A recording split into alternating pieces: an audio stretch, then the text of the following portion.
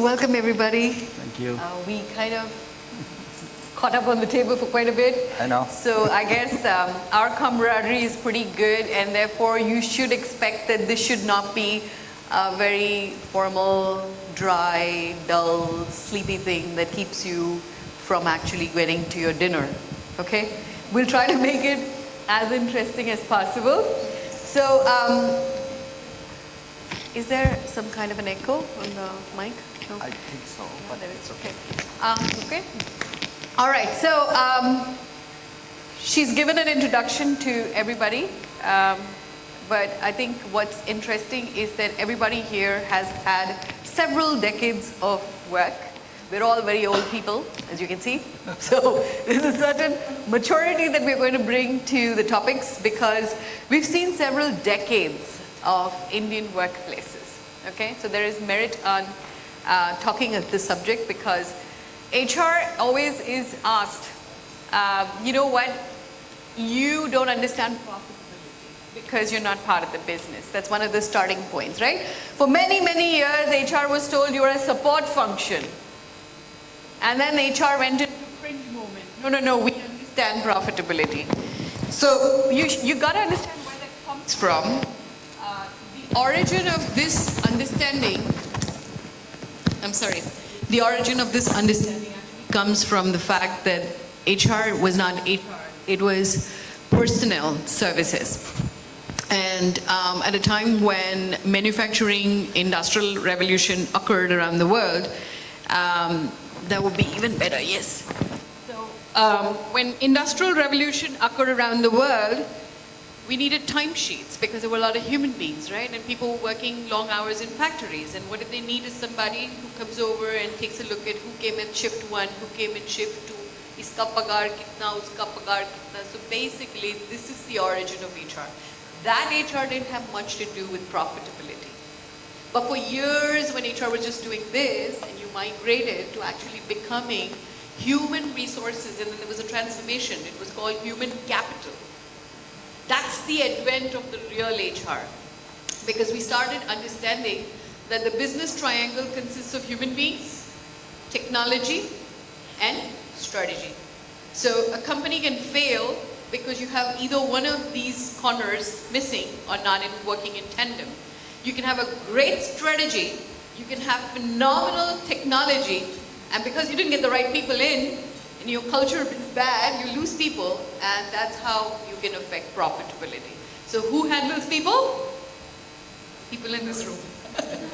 So you see, we can't say that HR does not understand profitability. It's just that half the time we're not good at communicating the value that we bring to the organization. So we hope that today's conversation changes the way we talk about us, what we do, and we have clarity of how we are attached to profitability. Game's on? Okay. So we're going to ask a few questions, and we'll take them one by one because some of our people here are pretty good with those subjects. Okay? So my first question is to Sanju. What do you believe is the ideal balance between cost management and investing in companies' workforce?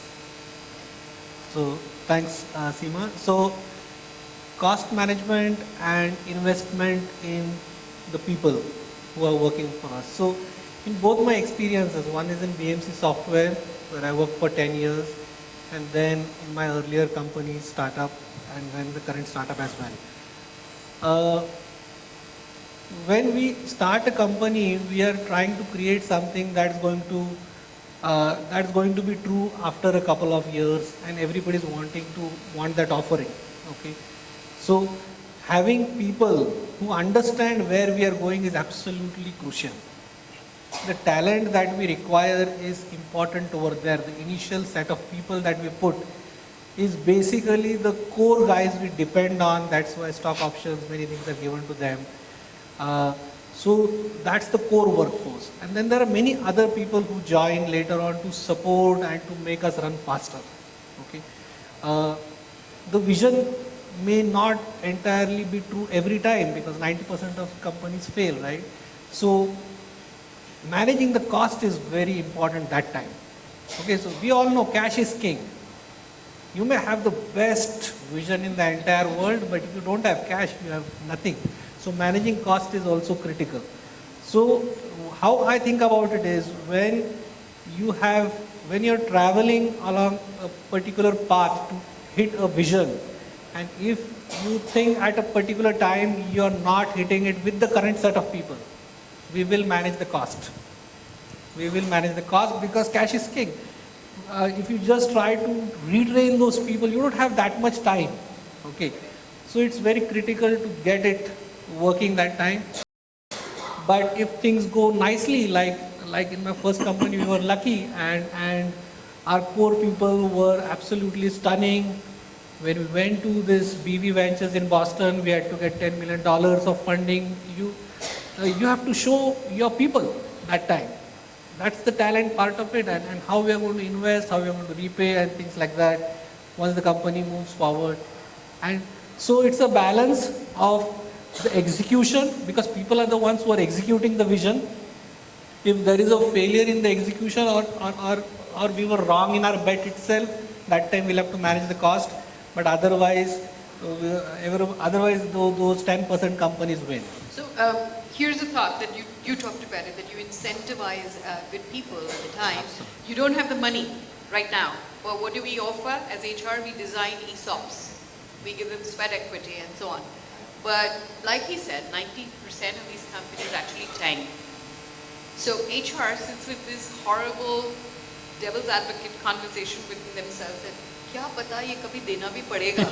तो आधे HR तो डरते हैं.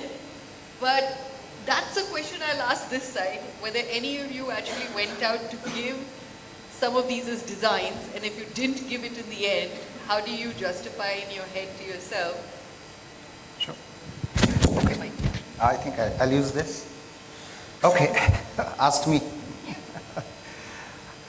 I have received ESOPs from at least 5 to 6 companies. And every time it was given to me, I really did not believe them. I thought it just a piece of paper which has no value. And it turned out to be like that for such a long time. When the 5th time it was offered to me, I said to the person who offered me, he said, see, I've had a very pretty bad experience of ESOPs. And I don't believe this is going to fructify in any concrete outcome for me. He started laughing. And it was my stupidity to say that to him because it was a startup company. And he already had received the funding, and he admitted, I have no money to give to people. I believe in my product. I believe in the service. We are doing fantastic work. And this is the only thing I can do for our employees. They have stuck with me for more than 3-4 years now. In 2 years from now, we are going to go public. And I want to see my people rich. The passion with which he said this really caught me, and I said, okay, one more time, and it really turned out to be true. And when the merger was happening with NTT, I'm talking about NetMagic and NTT, we had 5 global companies, wanting to invest and acquire, but we chose NTT as the partner for cultural reasons and other business reasons. And his dream became true, and we all became rich. So sometimes it works. Great story. So we do have HR who design it, and then we do have HR who encash it. That's the meaning, okay? So the next question goes to Saurabh. Short-term gains versus long-term value. This is a fiscal term normally, but does this apply to human workforce as well? Thanks for the question, Seema. I will derive the answer from the last discussion of the ESOPs, right? So startups, basically, why do people join startups? For the short-term gain, like salary increase. I can tell you, being a co-founder of a startup, most of the startups, they hire on the pay cuts, right?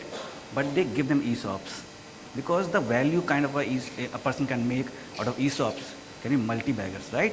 So I'm being a banker for last 1.5 decade.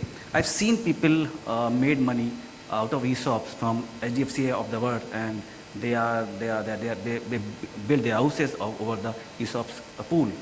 So short-term gain definitely, or long-term value is definitely a fiscal term, but I think it is the most crucial term for a workforce, right? Nobody looks for a short-term gain to join a company, right? They always look what kind of value they will be getting from the company, and for the HR also. So being all the HR fraternity, they also think about hiring employee, not from a short-term role, right? They will end up doing so much of putting efforts to hire that employee. They will definitely look for a long-term association.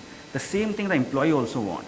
So engagement, that is one thing. So I'm not being I'm not in charge, but all the HR fraternity can echo this thing. Like engagement is the most crucial part. After hiring, you have to engage continuously with the people to create some value for them, right? That's why right now there are so many innovative solutions are there in the market. Like all the fintechs coming in, they are plug-and-play solutions, which basically are wellness platforms, right? We engage with the employees and give them kind of a value they want out of in their employment.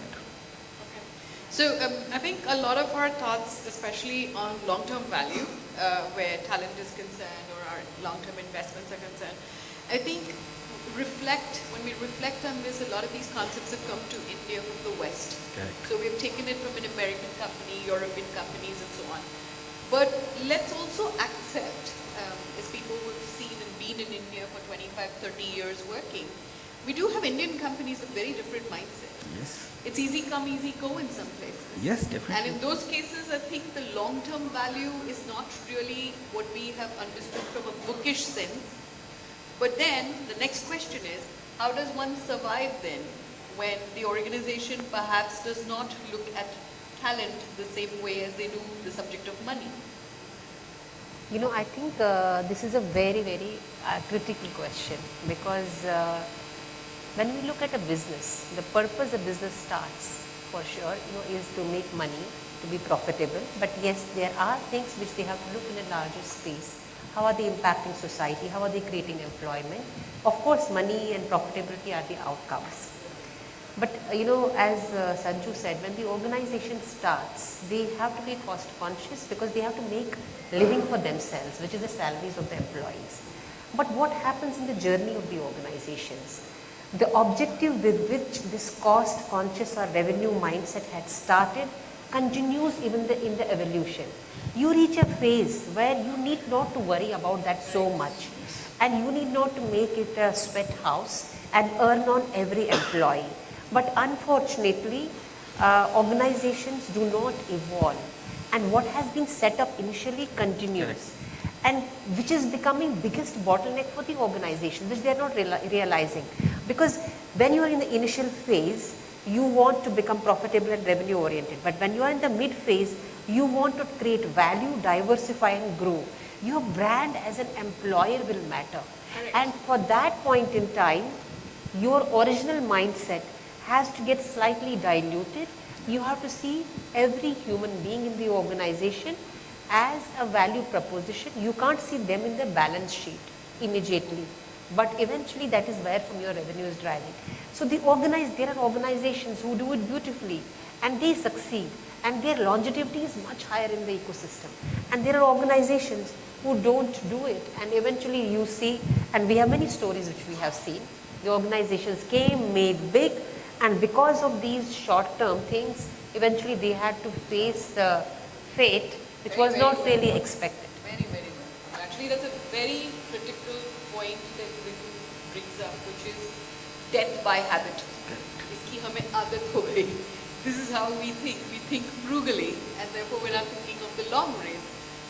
In fact, somebody had once mentioned this, which is that if certain leaders set up an organization and then they became the top leaders of a very huge triangle, which means you've got thousands of employees, but we're the guys who set it up, The culture is coming from the top, but if you don't bring leaders at the top from outside, and you're just a small group of the original who are still running it, then you'll end up with this problem, because now this is the inbreeding of the tigers.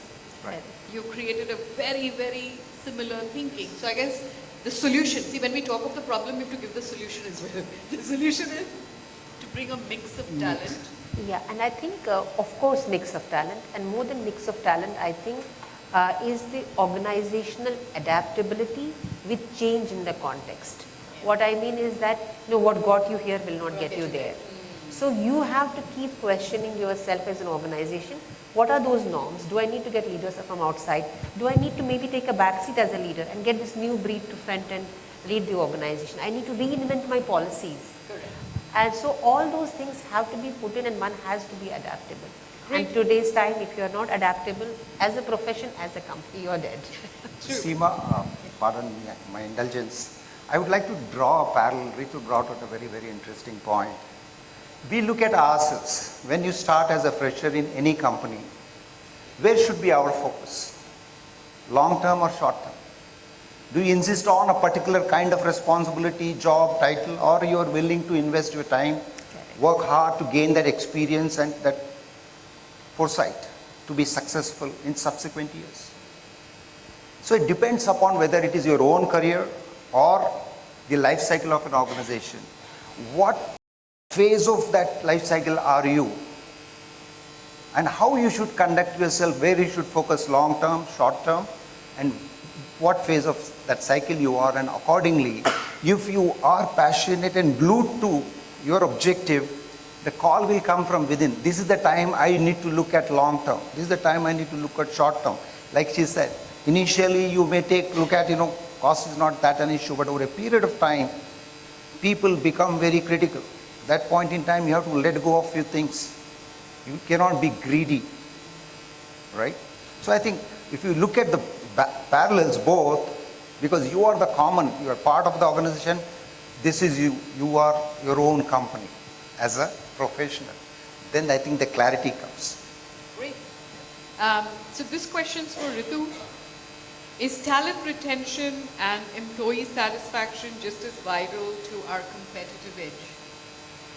It's too vital to the competitive edge, because at the end of the day, if you see what is really happening in the world, technology is coming at the forefront. Business models are getting disrupted. When technology is coming at the forefront, for example, if you look at banking as an industry, many years back, a bank was a physical bank. Today, bank is a platform. Everything is becoming a platform. So what does this mean for the workforce? Slightly I'm digressing, but I'll come to the point because I want to give the context. What is happening in the workforce? The capability, which is more to do with your intellectual level, the IQ part, is becoming integral for the businesses. Now, when your ability is dependent on these people in terms of how your businesses would be driven, then you have to have the competitive advantage by having a talent magnet in the market. I started my own company and I was talking to one of my clients, and while giving a mandate to me, he wanted to hire a leader. He told me, Reetu, if I don't get this person, I will not be able to pivot my business into the second vertical which I want to do. This conversation left me, after I kept the call, I said, is it so important? And then I started realizing, because I know what business the company is into. So imagine that is the kind of dependency in the technological era on the people. Because what is the capital is what is here. And in that space, if I can't create a magic for myself in the market, where people want to join me, I will lose a competitive advantage. I might keep paying money through nose, but eventually, short term, people will leave. So this is very, very critical, specifically in the current context, where technology is driving businesses, and in technology driving businesses, people's intellect, their learnability, what is there in their grey cells, is very important for the organization. So, Seema, one point also I want to highlight here. So, to me, basically, it's retention, right? So, how do we retain our employee? So, if I need to hire a person from outside, I would prefer rather to promote someone or to gain upskill that person to that level. So, rather I don't end up hiring another person from outside.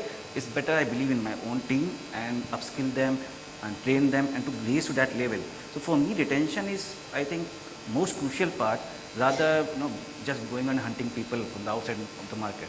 So my view on this. So, I mean, after 8 years in leadership development, and then I moved to becoming head of HR, one thing that I realized is that we have to be very clear and sometimes brutal. See, a surgeon operates brutally. Surgeon has no emotion. It could be his cousin, his child, it could be anybody, right? HR to some extent has to be like that because you can't retain everybody. But you have to be clear of who do you want to retain. Yeah, that's right? the So if you ascertained that here, these are the, like she's talking about niche skills, people who are, going to carry the weight of the organization in the back or their atlas, that is somebody to retain. If you've got critical talent who are leading some projects because of which, let's say, वो निकल गया तो आपका project रुक गया, 6 महीना लगेगा for someone else to learn, that's not something you can afford, right? So if you have a list of people you can't afford to lose, and then you create the environment necessary, like we were talking about it in the tables a little while ago, creating empowerment, giving them more, scope and role and sense of importance. While you create urgency, sense of urgency, there should be sense of importance. Never create a situation where there is sense of urgency, but there is no sense of importance. The best way to lose engagement and commitment to the job is that you will tell me I'm important, do this, but then you don't make me feel like I'm important to you, right? So sometimes it's a very human need. It's not working. Replace it. Okay, so with this, Deepak, the question to you is, what strategies do you employ to ensure that cost-cutting measures do not undermine the company culture? Asking me to kill and be appreciated. Okay. Well, I think we all know, right? Decisions like this are not easy. But more importantly, any company, be it HR or business leaders, like since we are the one who is facing the people war, we should be more sensitive, proactive and foresighted in trying to see, is the business doing the right things in terms of investment, in terms of business decisions, right?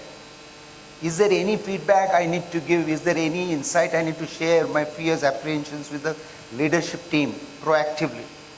I don't have to wait till the train arrives, at the station, chopping station. I need to have those conversations.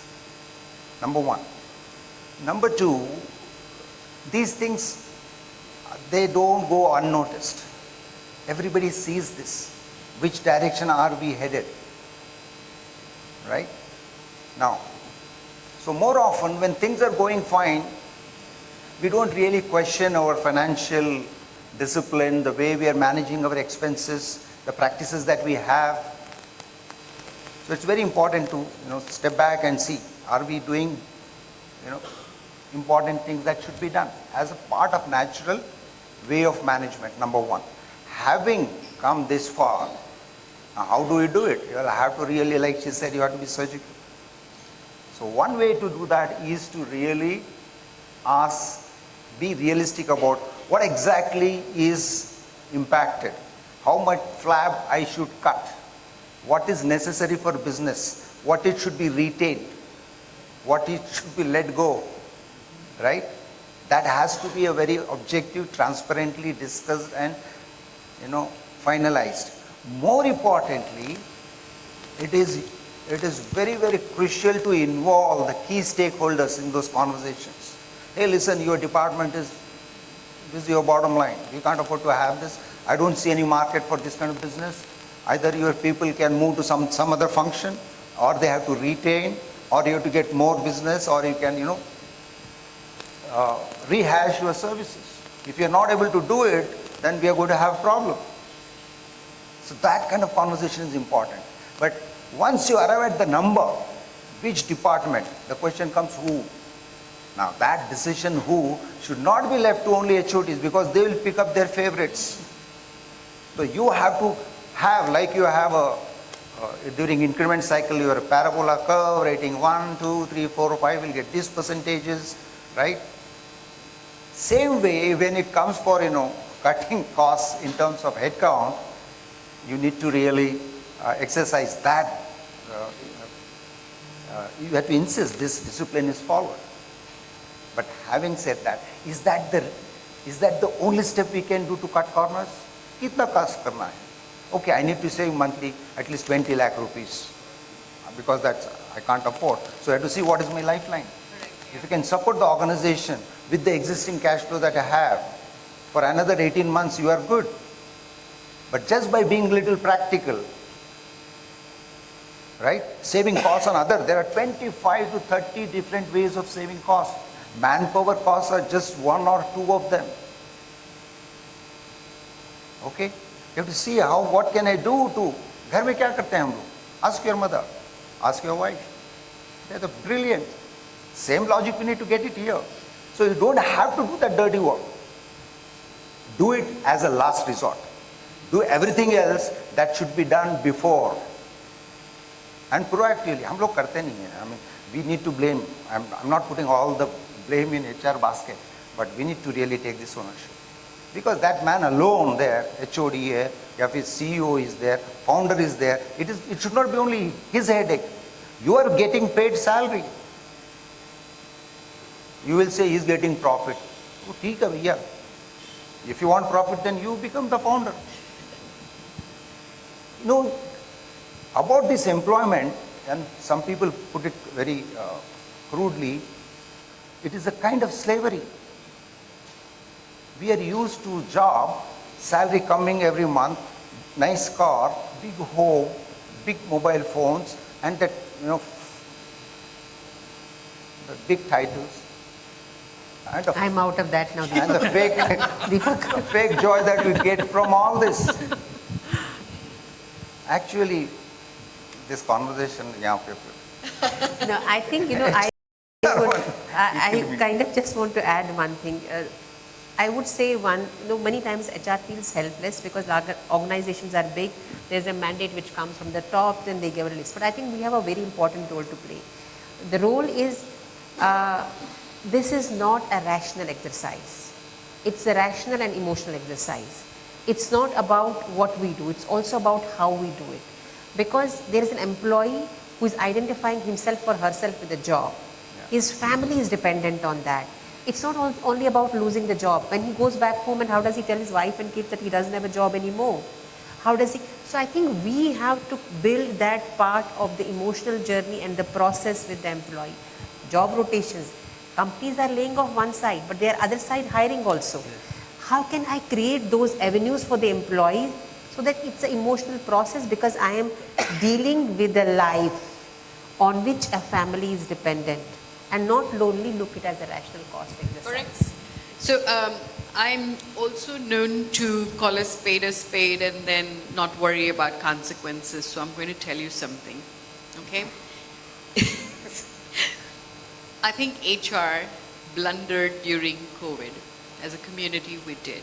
Let's accept that, because a lot of heads were chopped from different organizations world over, okay? It's got nothing to do with just India HR. But when the sun is shining, and I think Reetu mentioned this, when the companies are making profit and you're in another stage of development, innovation and all of that, that's when we work on people practices.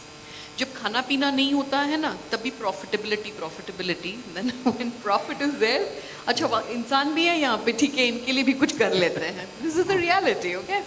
So for many decades, it was called the golden era of economics, because we didn't have smallpox, plague, कुछ भी नहीं था ना, no war, nothing. So we were doing well. It's during this time that HR really flew off, and then we had power, and then we could go out and say engagement score, and then we need retention, and I'm going to evaluate you as leaders. Culture कैसा है? HR head पूछ रहा है. Covid के दिन क्या हो गया? वही HR को बोला साइड में खड़े रहे, हम बताएंगे कितनों को निकालना है. वही HR अपने जॉब को बचाने के लिए सर झुका के साइड में खड़ा था. Okay, boss, 600. Let me just finish it. A lot of people did not object or look at options. There were some companies who said, if 500 people have to roll, and that's my option, let me look at how many leaders at the top are willing to take a 20% salary cut with no bonus this year or next year. And if we take that as a call, then we'll save all these people. And there's a handful of companies in the world that took this route and didn't take the other, because in that other role, it had to be HR who counsels all these senior leaders. And as a job, it's just very tough. Imagine sitting across somebody that big, possibly even more senior than you, and you're going to have to counsel the person saying, let's save those 500 people, you know. Had HR taken that stand, things would have been different. But if you at one point took those orders and then you did reorg overnight, and then you slashed people within 3 days, and then you gave marching orders and pink slips and gardening leaves, and in some cases didn't even give them the remunerations because COVID is a bad time. So many blue murders happened and they were not even accountable. But when the season normalized and we all came back to work to assume our chair and power, suddenly power nikal diya, chair diya. Now, a lot of HR today are in a place where the business is calling the shots. And HR has actually gone back 2 steps. We're going to take a little while to come back to becoming a people practices environment. But I think the environment itself will have to be a little stable with no more other diseases and other things coming for us to really find profitability at even kneel. And then we'll look eye to eye with the business and say, let's play the old game again. Seema, I think one thing will help here is go to the whiteboard. 5 whys when any company, when you have to terminate. Okay, go to the whiteboard and you will find answers. Like she said, how many of the senior managers can take salary cut? Can people take salary cuts in phases at different levels? Okay, can we delay our increments? Like Accenture has, I am told, some news item today. It's already news. Right? We have taken those calls. You will get life cycle, it's so easy. 18 months will become 36 months. You can imagine you have got 3 years to get new business, survive. Look at that joy of creating that freedom. I can manage this. But sometimes you will have to do this. COVID was an extreme time, right? But let's not beat ourselves as HR people. That's part of our job.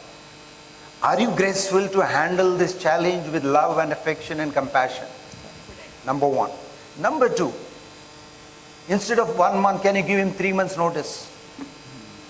Or can you say, okay, 3 months salary, I'm going to pay you only 15 days salary per month for next 6 months. Find a job, another for yourself. You get a certificate, you get this money. If you get early, you go. I'll give proper certificate. And all your 3 months salary. You know what I mean? So many things you guys have been doing. You have to just put that 1, 2, 3, 4, 5 roadmap done. How can I reduce the pain? Ask one question. You will find 1,000 answers. Correct? Okay. Very well spoken. Deepak ji, I just wanted to pause here. Don't you think these decisions should come from the founders or the business people?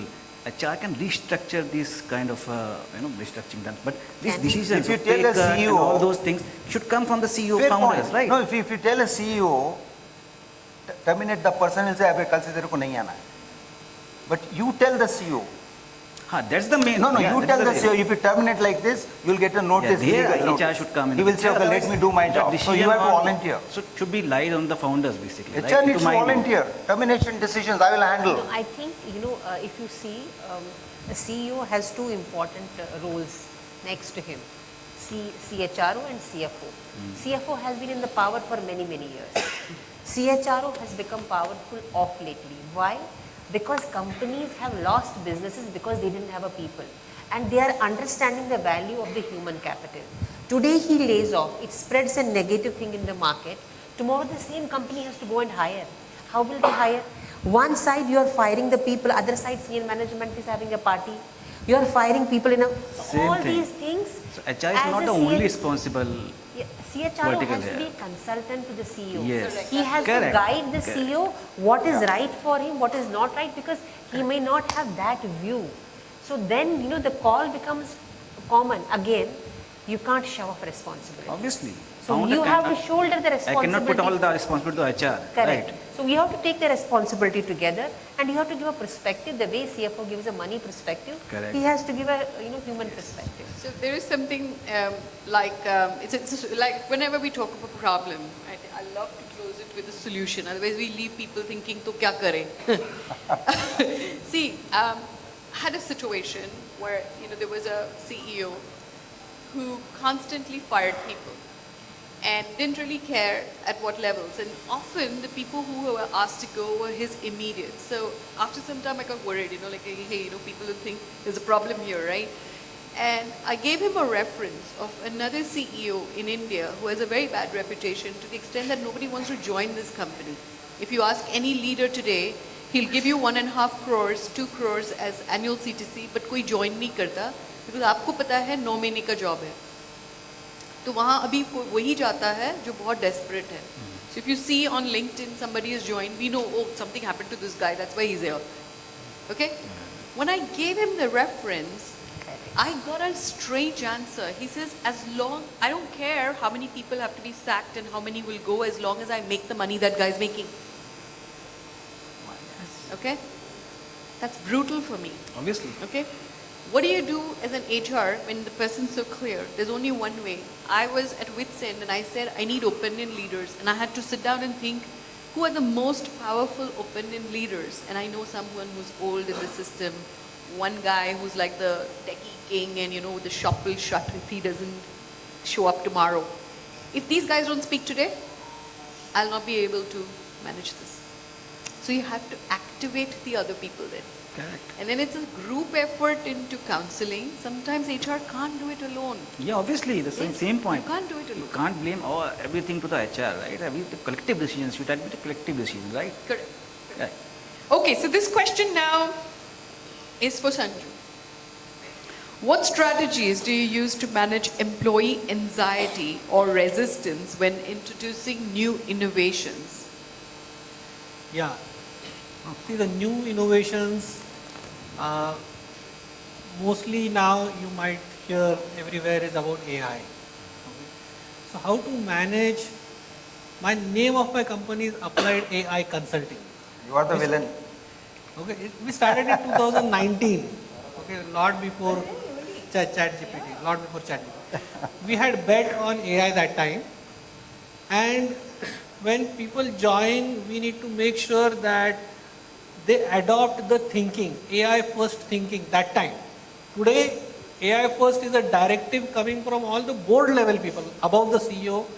The board is asking, can this be replaced by AI? Can that? So today it's all common, AI first initiative. But when you're trying to do things early, people get anxious on what kind of habit changes they have to do. And it's very normal for people to listen and go back to their old way of doing. So I have to tell people that, let's say you have this ChatGPT today at your access, I say that it's like a $200 per hour kind of a person is sitting with you for free. Are you going to use it or not? Tell me a day when you have not used it. So any question before you ask me, make sure you ask ChatGPT first. Whatever question you want to ask any person. So bringing that change is a huge problem. Huge problem. Even in my company, when the name itself is applying AI, still having my own people who are consultants to other companies to adopt AI. When they themselves are going to feel anxiety because, for example, there is a technology called Kubernetes. Right? So Kubernetes, for the past 5 years, one person has been a Kubernetes expert, and all his knowledge I want to put it inside an engine and make sure it is like he is going to make himself obsolete. That's where the world is going, because all his neuron collections I want to put it inside the AI, so the people, junior people will be able to ask the AI engine the question and deliver. So when you are giving such kind of a task to people, the anxiety is there. And to manage that, we just have to, basically what I tell them is, this is going to happen. No matter whether we do it or some other company is going to do it. This is going to happen, so it's better that we do it and we spread it. There are like 1 million Kubernetes developers out there, and even if everybody pays me $1 per month, I get $1 million per month. And this is how you also will make your stock options happen. And this is how we make sure that they try to believe in the vision on where the world is going with or without you. Correct, very good. So this is, I just want to add one thing. Sanju, what you spoke about, the way human brain works is either it gets motivated by fear or by inspiration. Yes. And in the change management in today's times, most of the times we manage the change because it starts with the fear. I think what is important is go to the inspiration and go to the guided disruption. Because when you go to the inspiration and you talk about the story, the way you spoke about the stocks and how the things are going to change, when you talk about the inspiration, the energy becomes positive. When you talk about the fear, it goes off. And natural tendency is to go to the fear. Very good point. Yeah, great, very good one. So we are running out of time. So what I'm going to do is I'm going to park one question with everybody on the panel. Something happened in the past 2-3 days that shook the country. Let me tell you, when we were preparing for this event, that had not occurred. I'm not going to name the company, I'm not going to name the person, but we all know what it is. It is genuinely a question pertaining to talent versus profit, isn't it? Class example है ना? कहीं कुछ profitability के चक्कर में organizations driving, pushing, pressuring, driving people into drudgery and crazy mayhem. But at some point, talent can crack and people may not be able to absorb it. Now the question to the people on this dais, therefore, is that how do we create, as HR people, an environment that is respectable to the speed and the agility that the company needs? Because maybe it's on a path like that. But how do we also invite into our organization or retain those people who can match the speed at which the company is going? But how would you kind of alter to also accommodate those people who can't handle it? I'll leave you to think on it, but I have a question for you in the meantime. My question for you is, in these very high pressure, high demand organization environments, it can't just be talent and profit. Sometimes it's wellness and balance, Yes. which is a problem, right? And you've been spending a lot of time in this space. Do you honestly think that if we work, like we talked about a lot of technology in the past, right? The competition or the disruption came from somewhere else and we didn't even see it coming, right? Like our cameras went away, alarm clocks went away because ye cheez leke gaya na. So similarly, do you think that while we are sitting here talking about all this, the solution could be coming from somewhere else? It can happen, Seema, and solution sometimes is front of us. That time we don't recognize it as a solution. When it comes from someone else, then we see, oh, it was just in front of us. We could have worked and created a solution out of that. And what you said just before this question, right? So the race about getting profitable, raising money, becoming unicorn. In a startup, I'm only talking about a startup, right? Becoming unicorn.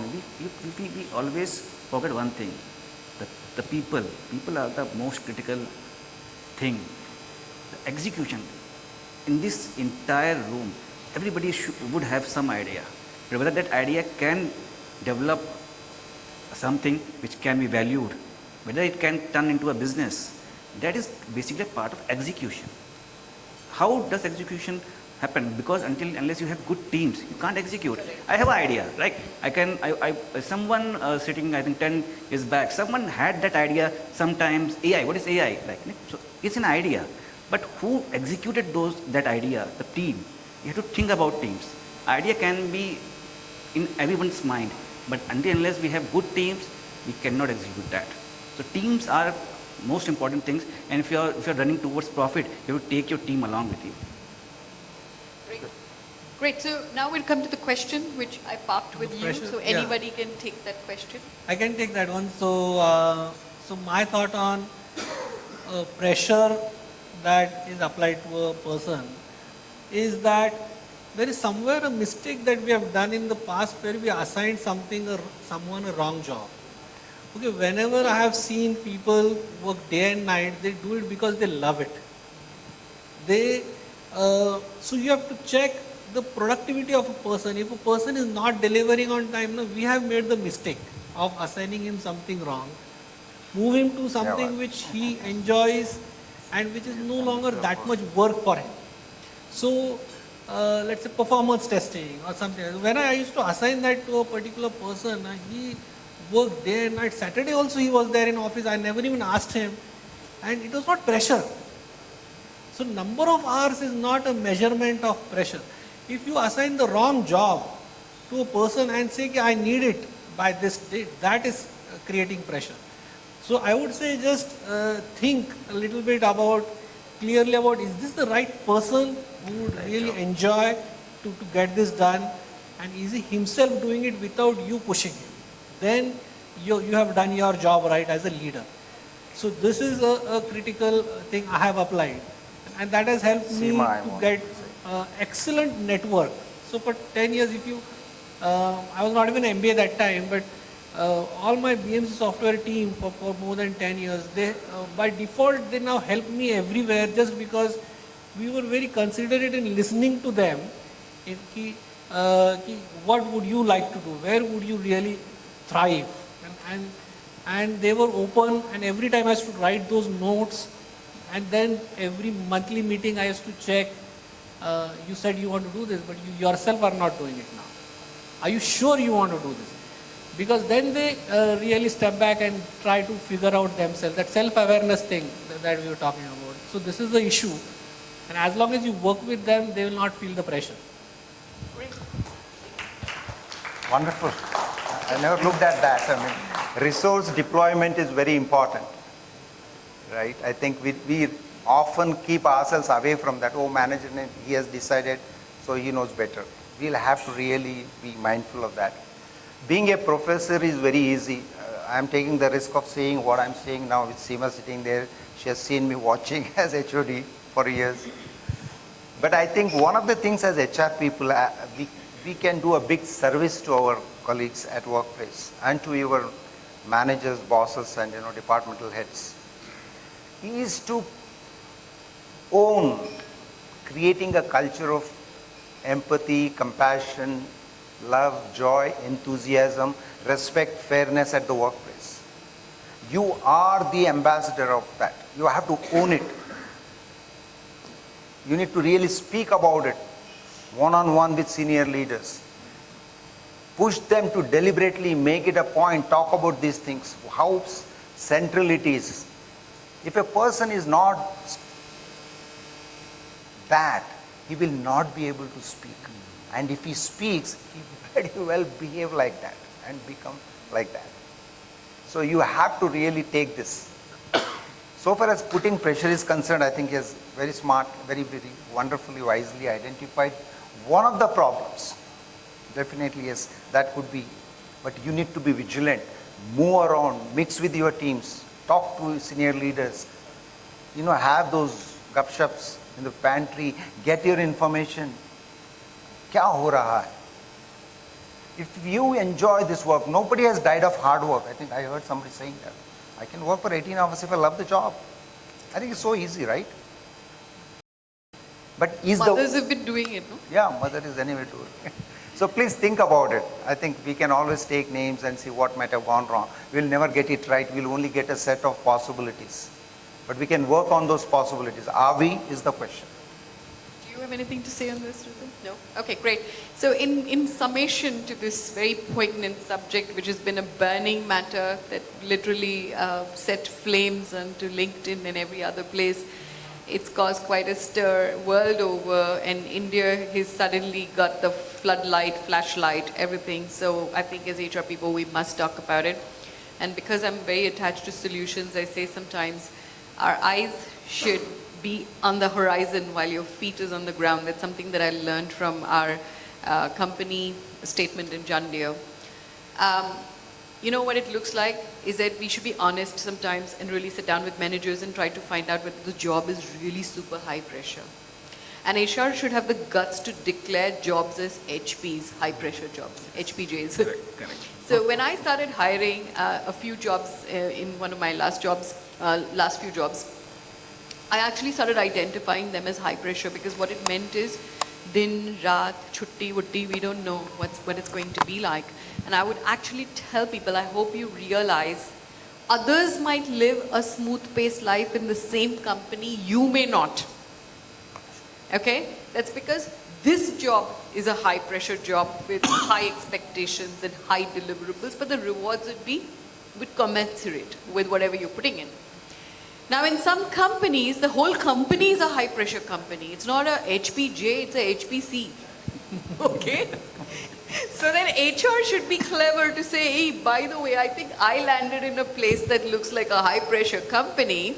That means everybody's dying on the job. Everyone's working round the clock. Everybody's got 25 WhatsApp groups. Everything is notification, emails, calling and weekends and all of that. In which case, be clever about your positioning. There might be somebody who comes into the company with an ailing mother, with some complications in their personal space. They can't match your speed. It's a speed match. Shadi.com has to be with speed match. If my speed and your speed don't match, you're going to fall off because the company is always bigger. So as HR, we have to protect them and let them know, guess what? You've met Usain Bolt. We're running. Can you keep up? If you can't, you may want to consider a job that's more akin to your speed. I think we've got to have the guts to have difficult conversations during interviews. Thank you so much. We won't take more time. Hope you liked it. Thank you so much, everybody. It's been a great discussion. Lovely meeting you.